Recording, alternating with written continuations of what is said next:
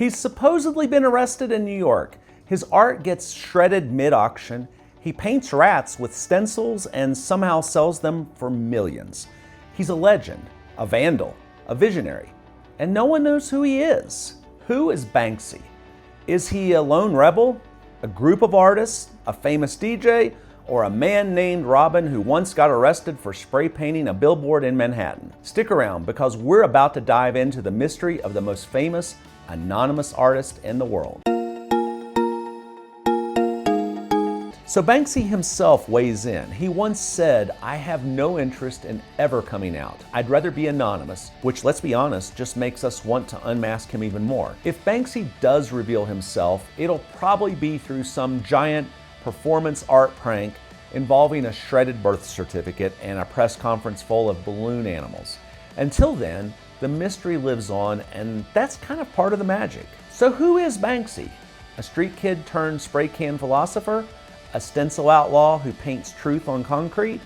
And now the world's most elusive millionaire artist. Banksy is known for using stencils, a decision that's both practical and controversial. As he once put it, "As soon as I cut my first stencil, I could feel the power there. The ruthlessness and efficiency of it is perfect." But in the world of graffiti, purists see stenciling as cheating. Some artists, like the late Robbo, even went to war with him, painting over Banksy's pieces out of spite. And that feud still lives on through Robbo's followers, who consider Banksy a sellout. Banksy doesn't just create art. He creates events, moments, headlines, things that make you say, "Did that painting just shred itself?" Banksy's pieces are often political, provocative, and painfully clever. With his infamous girl with balloon, to riot police with smiley faces, to a mass protester hurling a bouquet of flowers, every image punches up, never down. He's used live animals in exhibitions, including blue painted pigs and 164 loose rats. He painted a literal elephant in the room for a 2006 LA show to raise awareness about global poverty. In 2015, he created Dismaland, a dystopian anti-theme park in an abandoned Lido. Picture Disney if it was run by George Orwell and Banksy was the janitor. Then in Bethlehem, he opened the walled-off hotel, a functioning hotel and art installation overlooking the Israeli separation barrier. It called itself the hotel with the worst view in the world. Touché. Banksy is also a filmmaker. His documentary Exit Through the Gift Shop follows a wannabe street artist named Mr. Brainwash. But here's the kicker. Many believe the whole film was a giant prank, an art piece about making art pieces about making art.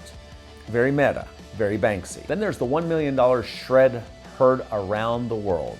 And of course, there's the shred. In 2018, just as Girl with Balloons sold for over £1 million at Sotheby's, it began shredding itself before the horrified and delighted eyes of the art elite. Banksy later said the shredder malfunctioned. It was supposed to destroy the whole thing. But whether by accident or design, it became a new piece titled Love is in the Bin, which sold again for £18.6 million in 2021. In short, Banksy doesn't sell out. He sells the sellout, then lights it on fire, then signs the ashes. So what's the big deal? Why does it even matter who Banksy is? Well, Banksy isn't just an artist. He's a cultural ghostwriter. The anonymity, that's part of the art. The shredded painting, that was the punchline and the protest. The stencils, fast, reproducible, anti-elitist. He hijacked advertising space to promote rebellion. He made the art world a club notorious for exclusivity, pay millions for street messages sprayed in alleyways. Banksy helped turn street art from vandalism into commodity and then mocked the people paying for it. He makes art for the public that gets cut out of public walls and sold at Sotheby's. In a world where value is decided by gatekeepers, Banksy built his own gates, then painted over them. What is art? Who decides its value? Is it about beauty or the message? And if the artist stays anonymous, does that make it more pure or just more profitable? He doesn't tell us. He leaves us wondering, and that's why Banksy matters. But even if we never learn his name, we'll keep asking, What would Banksy do? For someone whose work screams anti-establishment, Banksy has made quite the entrance into the most establishment of all institutions, the museum. In 2003, Banksy sneaked into the Tate Britain dressed as a pensioner and hung one of his own artworks on the wall without permission. It stayed there for hours before anyone noticed. It was a prank, but it was also a statement. If museums aren't meant to preserve art that matters, then why do I have to sneak mine in? Here's the paradox. Museums preserve, Banksy disrupts. Museums curate, Banksy installs rat with paint rollers at 2 a.m. And yet, museums are obsessed with him. Major exhibitions featuring Banksy's work have popped up around the world, even though Banksy himself rarely authorizes them. Sometimes entire walls are cut out of buildings just to extract a Banksy mural for display or resale. In a few cases, museums or private collectors have secured pieces with bulletproof glass or even armed guards. But in protecting the art, are they killing its soul? Banksy's work wasn't made for white walls and hushed gift shops. It was meant for concrete, chaos, and commentary. So when museums try to preserve it, are they honoring the message or just sanitizing the rebellion? All right, let's talk. We've heard the rumors. Robin Guggenheim? Probably. Robert Del Naja? Possibly. Jamie Hewlett? Plausible.